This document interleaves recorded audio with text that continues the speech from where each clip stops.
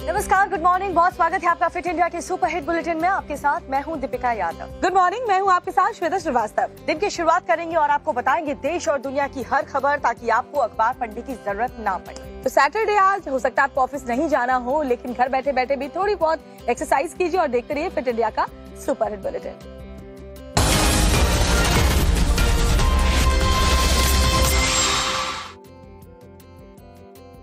और बड़ी खबर के साथ फिट इंडिया के बुलेटिन की शुरुआत करेंगे, जहां संगरूर जेल में कैदियों में हिंसक झड़प की खबर सामने आ रही है। जी हाँ, कैदियों में दो गुट आपस में भिड़ गए हैं और उसके बाद वहां पर जमकर के बवाल हुआ। जेल के अंदर ये कैदियों के दो गुट बताए जा रहे हैं जो आपस में भिड़ते हुए नजर आए। पंजाब की संगरूर जेल में कैदियों के बीच खूनी झड़प का मामला सामने आया है। जानकारी के मुताबिक कटर से हमला किया गया, 2 कैदियों की मौत हो गई है, जबकि 2 कैदियों की हालत बेहद गंभीर बताई जा रही है। तो संगरूर जेल में कैदियों की गुटबाजी में देखिए कैसे हिंसक झड़प सामने आई, जिसमें 2 कैदियों की मौत भी हो गई है। कटर के जरिए एक दूसरे पर हमला इन कैदियों ने किया है। जेल में बंद कैदियों के 2 गुट हैं जो आपस में भिड़ने के बाद एक दूसरे के जान लेने पर उतारू नजर आए।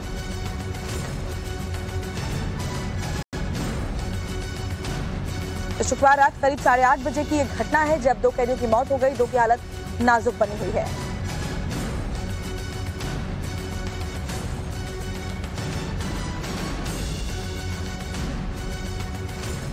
और अब बात करते हैं पहले फेज को लेकर के। कल जो वोटिंग हुई है उसको लेकर के जो अपडेट्स हैं वो आपको बताएं, जिसमें पहले फेज के चुनाव में 62% से ज्यादा वोटिंग हुई है। सबसे ज्यादा वोटिंग के मामले में जिसने बाजी मारी है वो है त्रिपुरा, और वहीं बिहार में भी सबसे कम वोटिंग हुई है। वोटिंग के बाद वादों की बाढ़ से आ गई। हर पार्टी अपनी अपनी जीत के दावे तो कर ही रही है, साथ ही साथ एनडीए और इंडी गठबंधन के नेताओं ने क्या दावे किए हैं वो भी आपको दिखा देते हैं इस रिपोर्ट में। खत का मजमून भांप लेते हैं लिफाफा देखकर। कुछ यही हाल है सियासतदां का, जो पहले फेज की वोटिंग के बाद अपने अपने दावे कर रहे हैं। हम आपको उन दावों की बात बताएंगे, लेकिन उससे पहले फर्स्ट फेज में कितनी वोटिंग हुई ये जान लीजिए। पहले चरण में 102 सीटों पर वोटिंग हुई, जिसमें सबसे ज्यादा 80% वोट त्रिपुरा में डाले गए। दूसरे नंबर पर बंगाल रहा, जहां 77% से ज्यादा वोटिंग हुई। तो वहीं यूपी में करीब 58% वोटिंग हुई, जबकि बिहार में सबसे कम 48% वोटिंग हुई। अब बात उन जगहों की जहां चुनाव के सवाल पर बवाल भारी पड़ गया।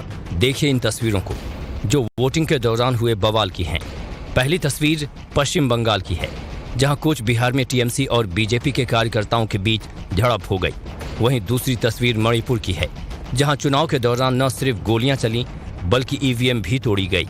तीसरी तस्वीर एमपी के छिंदवाड़ा की है, जहां से कमलनाथ के बेटे नकुलनाथ चुनाव मैदान में हैं। यहां भी बीजेपी और कांग्रेस के कार्यकर्ता आपस में भिड़ गए। जबकि चौथी तस्वीर राजस्थान के चूरू की है, जहां फर्जी मतदान को लेकर 2 पक्षों में जमकर लात घूंसे चले और बूथ एजेंट जख्मी हो गया। खैर, अब फोकस दूसरे फेज के चुनाव पर है, लेकिन उससे पहले दावों की हवा तेज है। पीएम मोदी ने ट्वीट कर देखिए क्या कहा है। पहला चरण शानदार प्रतिक्रिया। उन सभी को धन्यवाद जिन्होंने आज मतदान किया है। आज के मतदान से उत्कृष्ट प्रतिक्रिया मिल रही है। यह स्पष्ट है कि पूरे भारत में लोग रिकॉर्ड संख्या में एनडीए के लिए मतदान कर रहे हैं। वहीं अखिलेश यादव ने इंडी गठबंधन के पक्ष में वोटिंग होने का दावा किया, और सुनिए क्या कहा। लग तो ये रहा है कि भारतीय जनता पार्टी का पहला शो ही फ्लॉप हो गया है। सुना आपने, अखिलेश ने चुनाव के फर्स्ट शो को बीजेपी के लिए फ्लॉप बताया। तो वहीं बीजेपी की ओर से सुधांशु त्रिवेदी ने सुनिए क्या कहा। प्रधानमंत्री श्री नरेंद्र मोदी जी के प्रति जनता में समर्थन की एक लहर दिख रही है। राहुल गांधी जी के तथाकथित करंट की बिजली गुल नजर आ रही है। वो कहते हैं ना कि जितनी मुंह उतनी बातें। सब अपनी जीत का ढोल पीट रहे हैं, लेकिन सच्चाई तो 4 जून को ही सामने आएगी। तो पहले चरण की वोटिंग के बाद अब सभी सियासी दल दूसरे चरण के लिए चुनाव प्रचार में व्यस्त हो गए हैं। प्रधानमंत्री नरेंद्र मोदी कल अमरोहा में मौजूद थे। वहां पर रैली के दरमियान उन्होंने ऐसा कुछ कहा जिसको सुनने के बाद विपक्ष की नींद उड़ गई है। पीएम मोदी ने आखिर ऐसा क्या कहा? मुख्यमंत्री योगी आदित्यनाथ को लेकर के खास तौर पर पीएम मोदी ने क्या कहा, वो सुनिए। चुनाव का पहला चरण खत्म हो गया है। अब दूसरे चरण के लिए प्रचार जोरों शोरों पर है। यूपी में पहले चरण की वोटिंग के साथ ही पीएम मोदी और सीएम योगी की सुपरहिट जोड़ी अगले चरण का माहौल सेट करने में जुट गई है। शुक्रवार को पीएम मोदी यूपी के अमरोहा में थे, जहां रैली में उन्होंने सीएम योगी की जमकर तारीफ की। पश्चिमी यूपी के कितने मोहल्लों में सामूहिक तौर पर मकान बिकाऊ है, उसके पोस्टर लगाने पड़ते थे। हमारी बहन बेटियां तक सुरक्षित नहीं थी। ये हमारे योगी जी ने आपकी सुरक्षा के लिए यूपी को ऐसे अपराधियों से मुक्ति दिलाई है। पीएम मोदी ने कहा कि यूपी में इस बार बीजेपी जीत का रिकॉर्ड बनाएगी। 7 साल से यहाँ योगी जी की सरकार है और 19 में तो उनको 2 साल ही काम करने का मौका मिला था। अभी तो 7 साल में उन्होंने यूपी में ये दिखा दिया है कि गवर्नेंस क्या होता है, कानून व्यवस्था क्या होती है, विकास क्या होता है। और इसलिए मैंने कहा लिख लो, योगी जी के नेतृत्व में 14 का रिकॉर्ड टूटेगा, 19 का रिकॉर्ड टूटेगा और 14 और 19 दोनों रिकॉर्ड तोड़ करके इस बार उत्तर प्रदेश नया इतिहास बनाने वाला है। अमरोहा में दूसरे चरण में 26 अप्रैल यानी अगले शुक्रवार को वोटिंग होनी है, लिहाजा सभी दलों ने चुनाव प्रचार में पूरी ताकत लगा दी है। और अमरोहा की ये बात करें तो राहुल गांधी और अखिलेश यादव भी आज वहां पर जाने वाले, लेकिन पीएम मोदी ने कल वहां पहले ही पहुंच के इन दोनों का खेल बिगाड़ दिया। सुनिए राहुल और अखिलेश को लेकर प्रधानमंत्री नरेंद्र मोदी ने क्या कहा कल। यूपी में एक बार फिर 2 शहजादों की जोड़ी, उनकी फिल्म का शूटिंग चल रहा है आजकल और ये 2 शहजादों की फिल्म का पहले ही रिजेक्शन हो चुका है। हर बार ये लोग परिवारवाद, भ्रष्टाचार और तुष्टीकरण की टोकरी उठाकर यूपी की जनता से वोट मांगने निकल पड़ते हैं। अपने इस अभियान में ये लोग हमारी आस्था पर हमला करने का कोई मौका नहीं छोड़ते। की बात अब आपको बताते हैं ब्रेक के बाद, जहां आग का ऐसा तांडव देखने को मिला कि शादी समारोह में हड़कंप मच गया। जी हाँ, आपको बता दें सिर्फ ग्वालियर ही नहीं बल्कि झारखंड में भी कुछ ऐसा ही देखने को मिला है। इस रिपोर्ट में देखिए। देर रात 2 शहरों में आग का तांडव देखने को मिला। 2 मैरिज गार्डन में आग का ऐसा विकराल रूप देखने को मिला कि दहशत फैल गई। तो वहीं दूसरी जगह एनटीपीसी के प्लांट में आग ने तांडव मचाया। ग्वालियर में आगजनी की बड़ी घटना हुई है। मैरिज हॉल, संगम वाटिका और रंग महल गार्डन में भीषण आग लग गई है। जिस वक्त ये आग लगी उस समय संगम गार्डन में हल्दी मेहंदी का कार्यक्रम चल रहा था। गार्डन में केटरिंग सर्विस के 25 कर्मचारियों के साथ 100 से ज्यादा मेहमान मौजूद थे। आग की खबर सुनते ही मौके पर अफरा तफरी का माहौल फैल गया। अंदर गार्डन में भगदड़ मच गई। समारोह में शामिल लोग बाहर की तरफ भागने लगे। देखते ही देखते आग ने तेजी से बराबर के एक और मैरिज हॉल रंग महल को भी अपनी चपेट में ले लिया। आनन फानन में फायर फाइटर्स को आग की सूचना दी गई। आग इतनी भयानक थी कि मौके पर 17 से ज्यादा दमकल की गाड़ियां पहुंची और कई घंटों के मशक्कत के बाद आग पर काबू पाया। गनीमत ये रही कि इस हादसे में किसी के हताहत होने की खबर नहीं है। बताया जा रहा है कि आग शॉर्ट सर्किट होने की वजह से लगी। भयानक आग लगी है। काले धुएं का गुबार उठ रहा है। धुआं इतना ज्यादा है कि काफी दूर से ही देखा जा सकता है। आग की यह घटना झारखंड के चतरा में स्थित एनटीपीसी पावर प्लांट की है। आग एनटीपीसी नॉर्थ कर्णपुरा परियोजना के भेल कंपनी के यार्ड में लगी। हादसे के तुरंत बाद प्लांट में मौजूद कर्मचारियों में अफरा तफरी मच गई। सबसे पहले प्लांट में काम कर रहे सभी कर्मचारियों को बाहर निकाला गया। आग की सूचना दमकल कर्मियों को दी गई, जिसके बाद मौके पर दमकल की 8 गाड़ियां करीब 2 घंटे की मशक्कत के बाद आग पर काबू पा सकी। आग इतनी तेजी से प्लांट में फैल रही थी कि मौके पर और दमकल कर्मियों को बुलाया गया। तब कहीं जाकर 5 घंटों में आग पर काबू पाया जा सका। और और चलिए बात अब मौसम के मिजाज की करते हैं। तो उत्तर भारत के कई राज्यों में तूफान और तेज बारिश से गर्मी से तो राहत मिली है, लेकिन कई हिस्सों में दिक्कतें भी बढ़ गई हैं। और कई ऐसे राज्य हैं जहां पर मौसम विभाग की तरफ से येलो अलर्ट भी जारी किया गया है। देखिए रिपोर्ट में। उत्तर भारत के कई राज्यों में आंधी और तूफान का कहर देखने को मिला।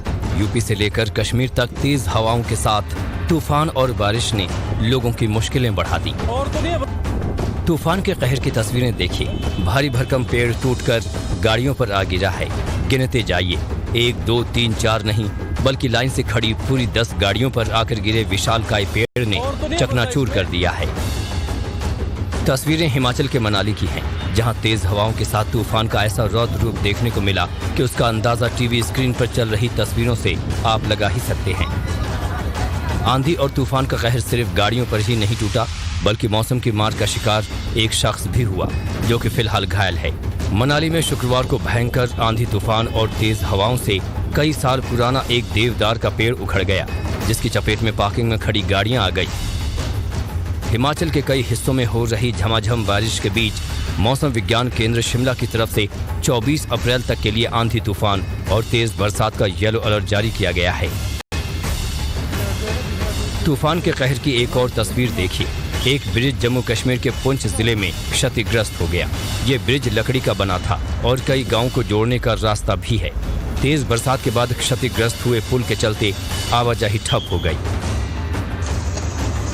सिर्फ पहाड़ी क्षेत्र ही नहीं बल्कि हिमाचल और जम्मू से सटे पंजाब में भी मौसम ने करवट ली और तापमान में गिरावट आई।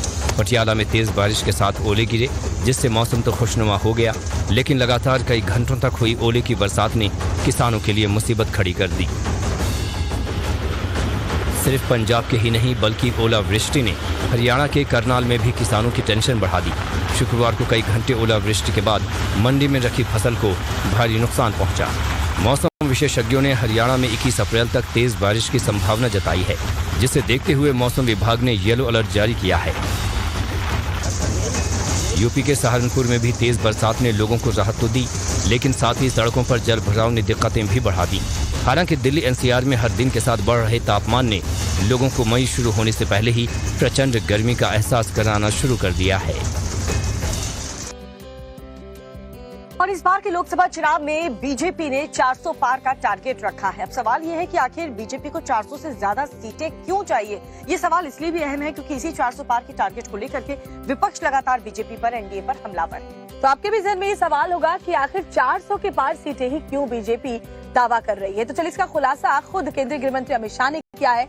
आपको भी सुनवा देते हैं कि इसके पीछे का असली मकसद क्या है। अब की बार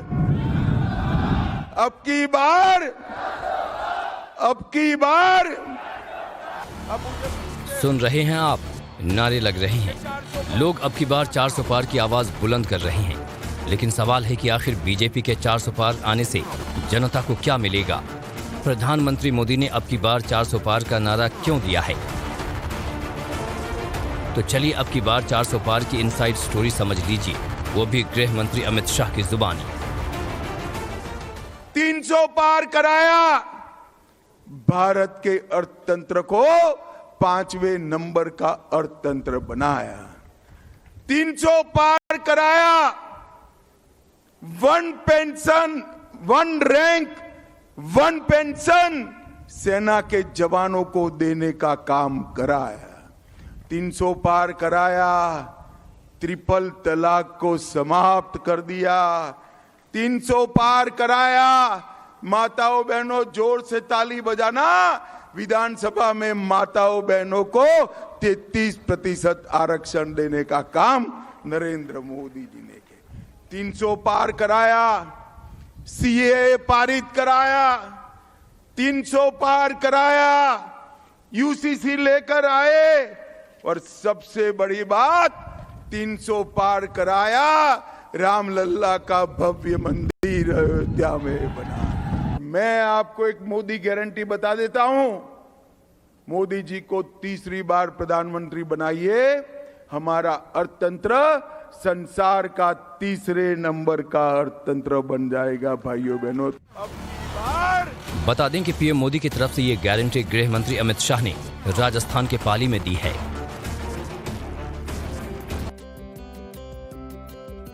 और चलिए अब रुक करते हैं कुछ सियासी खबरों का। हैदराबाद की लड़ाई की बात करते हैं, जहां ओवैसी से नाक की लड़ाई बनाते जा रहे हैं और तभी वो फियर पॉलिटिक्स का सहारा लेते हुए दिखाई देते हैं। दरअसल शुक्रवार को हैदराबाद में असदुद्दीन ओवैसी मौजूद थे और जनसभा को संबोधित करते हुए उन्होंने ऐसा क्या बयान दे दिया जिससे ये कहा जा रहा है कि वो लोगों को डराने का काम कर रहे हैं। सुनिए। हर बदलते दिन के साथ ही हैदराबाद की चुनावी हवा बदल रही है, माहौल बदल रहा है, जीत और हार का पैटर्न बदलता नजर आ रहा है।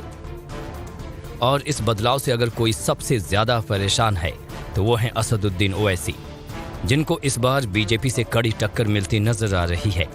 चुनाव से ठीक पहले हैदराबाद लोकसभा क्षेत्र से करीब 5.5 लाख फर्जी वोटर का नाम हटाया गया है। बीजेपी प्रत्याशी माधवी लता ने फर्जी वोटर के मामले को भी चुनावी मुद्दा बना रही है। मामला उलझता देख सुनिए असदुद्दीन ओवैसी क्या सुर अलाप रहे हैं। अगर आप निकल कर वोट नहीं डालेंगे तो मुझे ये कहना पड़ेगा कि आप उन ताकतों की तायीद कर रहे हैं जो बुलडोजर के जरिए गरीबों का घर तोड़ रहे हैं।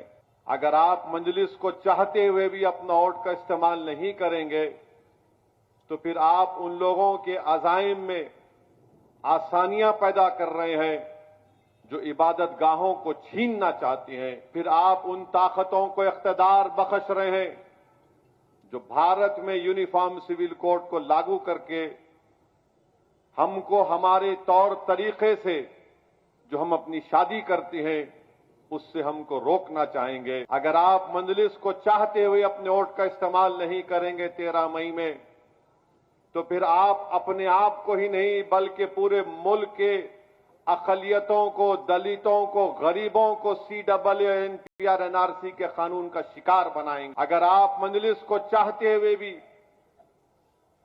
बगैर किसी जेन्युइन रीजन के अपने वोट का इस्तेमाल 13 तारीख को नहीं करेंगे तो फिर आपके दिलों में मुख्तार अंसारी की मौत का गम नहीं है। सुना आपने। सवाल है कि क्या ओवैसी डर गए हैं? क्या उनको अब अपनी जीत फिक्स नहीं दिख रही है जो वो फियर पॉलिटिक्स का सहारा लेते नजर आ रहे हैं?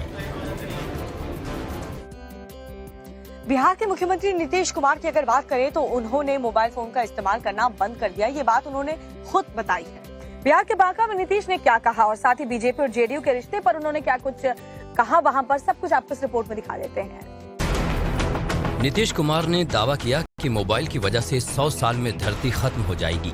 बांका के अमरपुर में चुनावी सभा को संबोधित करते हुए नीतीश कुमार ने कहा कि वो अब मोबाइल नहीं देखते हैं। 2019 में उन्हें पता चला कि 100 साल में दुनिया खत्म हो जाएगी, जिसके बाद से उन्होंने मोबाइल देखना बंद कर दिया। आजकल तो चल गया है यही ना, सब तो देखिए ना हमारे नेता है मोबाइल देखते रहते, पहले नहीं देखते थे। हम आजकल एकदम जानते हैं, हम भी पहले करते रहते थे, दिल्ली में तो तब से देखते थे, बहुत कम था। अब बाद में हमको जो पता चला 2019 में ये मालूम हुआ कि अब इतना ज्यादा बढ़ गया है तो 100 साल के अंदर धरती खत्म होगा। ये पहले भी जब भी धरती खत्म हुआ है यही आ गया है। एक एक आदमी देखते रहेंगे, हर चीज भुला जाएंगे। देखो ना, सब मीडिया चला रहा है, सब जगह जाइए, सब मीडिया सबके तक देखा बच्चा सबको। तो ये होगा क्या? अभी तो आप जीवित रहिएगा 100 साल के अंदर, तब तक इसको होते होते अब वो चीज सब खत्म होगा एक ही बार, और सब चीज भूल जाएगा और सब मर जाएगा।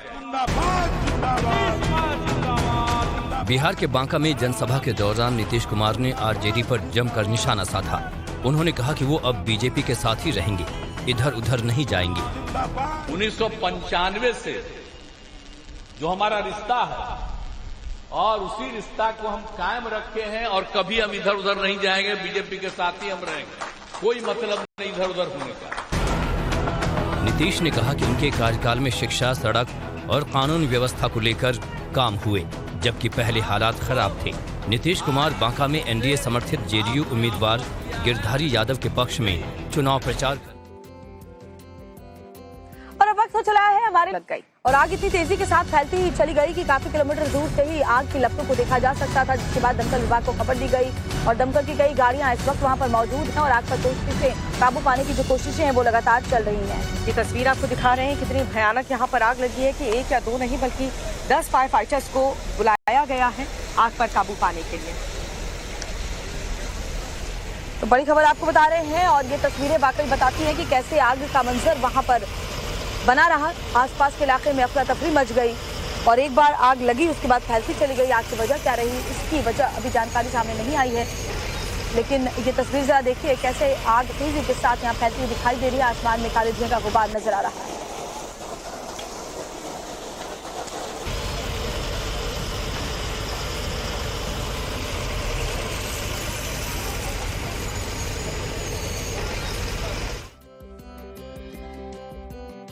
और एक और बड़ी खबर आपको बताते हैं, जहां बड़ी जानकारी प्रयागराज से आ रही है। पीडीए ने अतीक अहमद को नोटिस भेजा है। दरअसल मरने के बाद भी अतीक अहमद को पीडीए की तरफ से जो ये नोटिस है वो अवैध निर्माण को खुद ध्वस्त करने के आदेश के लिए भेजा गया है। पीडीपी उपाध्यक्ष ने नोटिस की जांच की बात कही है। प्रयागराज विकास प्राधिकरण का एक नोटिस सवालों के घेरे में है क्योंकि ये नोटिस अतीक अहमद के नाम भेजा गया है, जबकि अतीक अहमद अब इस दुनिया में नहीं है।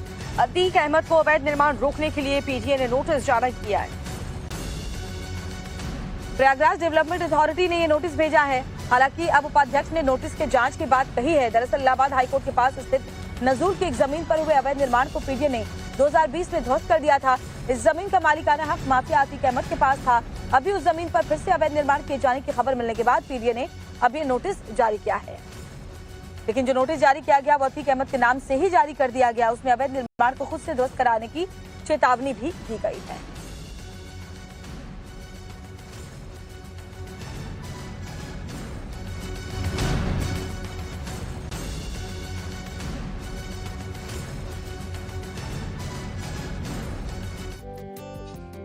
और इस बीच एक बड़ी खबर आपको बताने वाले हैं। उत्तर प्रदेश बोर्ड की 10वीं और 12वीं का रिजल्ट आज जारी होने वाला है। दोपहर 2 बजे प्रयागराज स्थित बोर्ड मुख्यालय से जारी होगा रिजल्ट।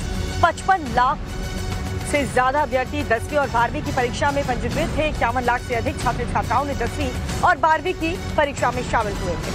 तो आज उनका इंतजार खत्म हो रहा है। इसको लेकर सचिव माध्यमिक शिक्षा परिषद ने नोटिस जारी कर जानकारी दी है। 10वीं और 12वीं की बोर्ड परीक्षा का रिजल्ट एक साथ जारी किया जाएगा। ये उत्तर प्रदेश माध्यमिक शिक्षा परिषद की ऑफिशियल वेबसाइट पर भी देखा जा सकेगा, जिसके जरिए जो स्टूडेंट्स हैं और उनके अभिभावक वो अपने बच्चों के मार्क्स को जान पाएंगे। तो बड़ी खबर आपको बता रहे, दोपहर 2 बजे प्रयागराज स्थित बोर्ड मुख्यालय से ये रिजल्ट जारी किया जाएगा।